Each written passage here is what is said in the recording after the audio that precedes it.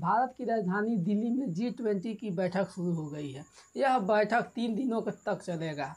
भारत के इतिहास में यह पहली बार है जिसमें 20 देश भारत के G20 जिसमें अर्जेंटीना, ऑस्ट्रेलिया, ब्राज़ील, कनाडा, चीन, France, Germany, Bharat, Indonesia, Italy, Japan, दक्षिण कोरिया, मैक्सिको, रूस, सऊदी अरब, दक्षिण अफ्रीका, तुर्की, यूके और अमेरिका भी इस G20 सम्मेलन में शामिल हो जाएगा। इन सभी देशों के राष्ट्रपति, प्रधानमंत्री और राजनीतिक सलाहकार G20 बैठक में शामिल होंगे। G20 देशों के साथ मिलकर अच्छे रिश्ते, निवेश, आयात वहीं GDP के बारे में बातचीत करेंगे। 2023 की पहली तिमाही में G20 की GDP में वृद्धि हुई थी।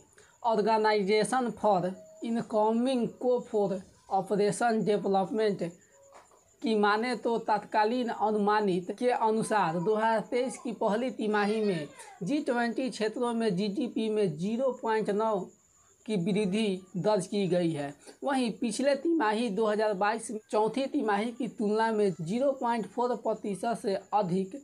वर्ष 2023 की पहली तिमाही में G20 क्षेत्रों की GDP 2019 के चौथी तिमाही के औसत 7.8 रहा था, जिसे देश में संकुचन की व्यवस्था शुरू हो गई थी। वहीं 2019 के चौथी महामारी की अर्थव्यवस्था को सुधारने के लिए G20 की मीटिंग शुरू की गई है और वहीं भारत और G20 में जितने भी देश हैं उनकी अर्थव्यवस्था में धीरे धीरे सुधार आ रही है। वर्ष 2022 की चौथी तिमाही में 0.6% की तुलना में 2023 की पहली तिमाही में चीन का GDP बढ़कर 2.2% हो गई थी।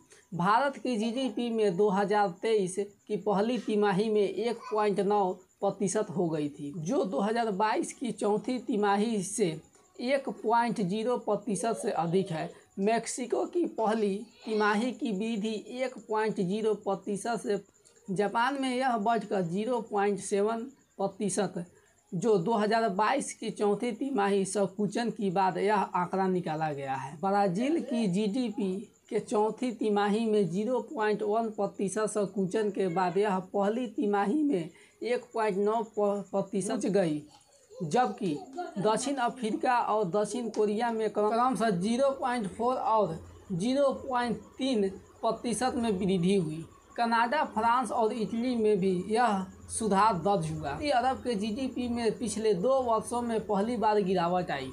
इंडोनेशिया के GDP वृद्धि में भी धीमी आ गई।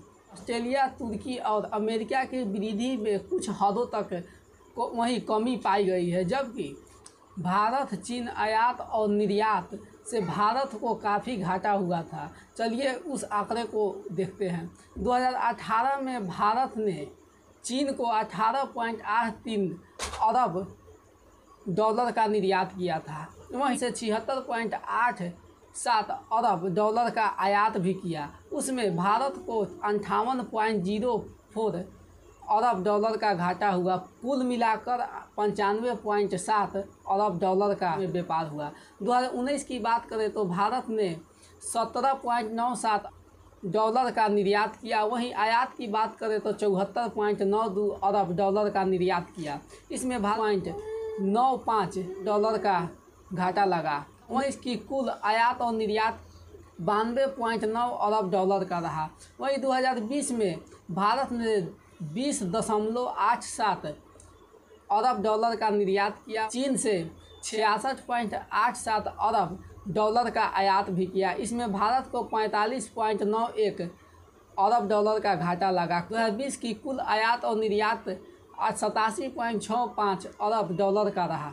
2021 में भारत ने 28.03 अरब डॉलर का निर्यात किया। से आयात 91.59 अरब डॉलर का आयात किया। कुल इसमें 59.56 अरब डॉलर का घाटा लगा। 2022 में भारत ने 17.49 अरब डॉलर का निर्यात किया। वहीं चीन से 118.77 अरब डॉलर का आयात भी किया। उसमें भारत को 101.28 अरब डॉलर का घाटा लगा। आयात और निर्यात की बात करें तो 0.26 का रहा। इस शताब्दी के आरंभ से ही चल रहे भारत चीन के द्विपक्षीय व्यापार की तेजी आई और 2018 में भारत और चीन के सबसे बड़े माल व्यापार का भागीदार के रूप में उभर कर आया। यह स्थिति आज भी बरकरार है। पिछले दशक की शुरुआत में दोनों देश के बीच द्विपक्षीय व्यापार की तेज वृद्धि हुई थी। वर्ष 2015 के बीच द्विपक्षीय व्यापार में तेजी से वृद्धि हुई थी। वर्ष 2015 से 2022 तक भारत चीन द्विपक्षीय व्यापार में 90.14% की वृद्धि हुई। इस दौरान औसत वार्षिक वृद्धि में 12.87% दर्ज की गई। वर्ष 2022 में चीन के साथ कुल व्यापार 8.47% से बढ़कर $36.26 बिलियन तक पहुंच गया।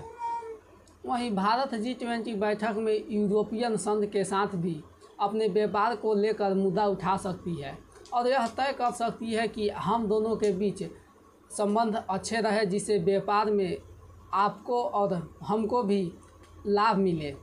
G20 शिखर सम्मेलन को लेकर दिल्ली में सुरक्षा व्यवस्था में कतई कमी न करते हुए भारत सरकार ने इस व्यवस्था को बहुत तेज़ी से बढ़ा दिया है। दिल्ली पुलिस के साथ साथ पैरामिलिट्री के जवान और NSG कमांडो भी तैनात किए गए हैं। वहीं नहीं, कई देश के राष्ट्र अध्यक्ष दिल्ली आ चुके हैं। इन VVIP मेहमानों को आगमन के लेकर सुरक्षा की कड़ी पाबंदी की गई है, जिससे सख्त कड़ी व्यवस्था हो और कोई किसी तरह की चूक ना हो। वहीं सुरक्षा के लिए दिल्ली पुलिस की ओर से एंटी रॉबर्ट इक्विपमेंट और anti prostate equipment lace Vikrant गाड़ियों की तैनाती की गई है। साथ में जिस होटल में मेहमान ठहरेंगे उस होटल में बिना पास के किसी व्यक्ति को आवागमन की अनुमति नहीं होगी। इसके अलावा दिल्ली NCR एयरपोर्ट पर भी सुरक्षा बढ़ा दी गई है। गाजियाबाद जिले के हिडन सिविल एयरपोर्ट पर 1000 पुलिस कर्मियों को तैनात किया गया है। वहीं पालम और इंदिरा गांधी अंतर्राष्ट्रीय एयरपोर्ट पर G20 प्रतिनिधि के सम्मानित के लिए समर्पित द्वार और समर्पित गलियारा बनाया गया है। 1000 सुरक्षा कर्मी गाजियाबाद जिले के हिडन सिविल एयरपोर्ट पर तैनात रहेंगे। पालम और इंदिरा गांधी अंतर्राष्ट्रीय एयरपोर्ट पर निगरानी की कड़ी व्यवस्था की गई है। कई उड़ानों का रूट डाइवर्ट किया गया है। एयरपोर्ट से सिटी की ऊंची इमारतों पर छतों पर पुलिस की तैनाती की गई है। वहीं उस छतों पर किसी व्यक्ति की आवागमन की व्यवस्था नहीं की गई है, उन्हें पाबंदी लगा दी गई है। दिल्ली एयरपोर्ट में समर्पित द्वार और गलियारा द्वार बनाया गया है, जिसमें VVIP मेहमानों के लिए विशेष इंतजाम किया गया है। 80 चिकित्सक दल G20 सम्मेलन में भागीदार होंगे, जिसमें 130 एम्बुलेंस और VVIP के काफिले की सुरक्षा के लिए जीवन रक्षक टीम तैनात किए गए हैं। 5 सरकारी और 3 निजी अस्पतालों को रखा गया है और हाई अलर्ट पर दिल्ली एम्स की सुविधा बढ़ा दी गई है। G20 सम्मेलन को लेकर लोगों को चेतावनी और यह सलाह दी गई है कि इंडिया गेट कर्तव्य पथ पर 8 से 10 सितंबर तक लोगों को न जाने की अनुमति दी जाएगी। सुप्रीम कोर्ट का कहना है कि मेट्रो स्टेशन 3 दिन तक बंद रहेगा। सामानों की ऑनलाइन डिलीवरी पर भी पाबंदी लगाई गई है। ज़रूरत की सामानों पर छूट रहेगी। भारी वाहनों को दिल्ली में प्रवेश वर्जित किया गया है। जरूरी होने पर लोग टेम्पू या ऑटो से दिल्ली में अपने घर आ जा सकते हैं। दिल्ली के रेलवे स्टेशन पर पार्सल की सेवा 3 दिनों तक बंद की गई है। मीडिया वाहनों को नई दिल्ली में प्रवेश करने की अनुमति नहीं है। जिन मीडिया कर्मियों को पास मिले हैं वो मीडिया कर्मी जवाहरलाल स्टेडियम में एकत्रित होंगे। वहां से उन्हें सुरक्षा कर्मियों के साथ उन्हें कार्यस्थल तक ले जाया जाएगा। G20 बैठक को लेकर एक नारा भी दिया गया है, एक धरती, एक परिवार और एक भविष्य। विक्रांत, इसकी ओर से विक्रांत जो तैनात किया गया है वो विक्रांत INS नहीं है, जो पानी जहाज वाली होती है वो नहीं है। दिल्ली की ओर से एक विशेष गाड़ी है जिसको विक्रांत कहा जाता है। विक्रांत किसी भी स्थिति में निपटने में सक्षम है। वहीं विक्रांत में CCTV कैमरे से लैस किया गया है।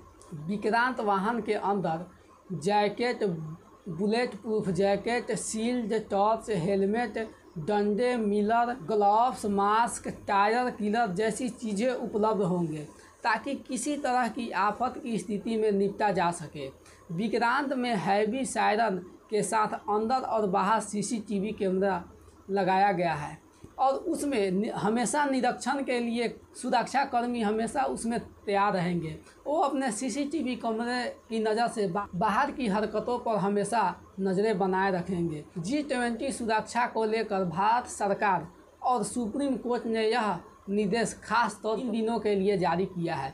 आप लोग अगर दिल्ली में हो तो इस सुरक्षा को जान लें।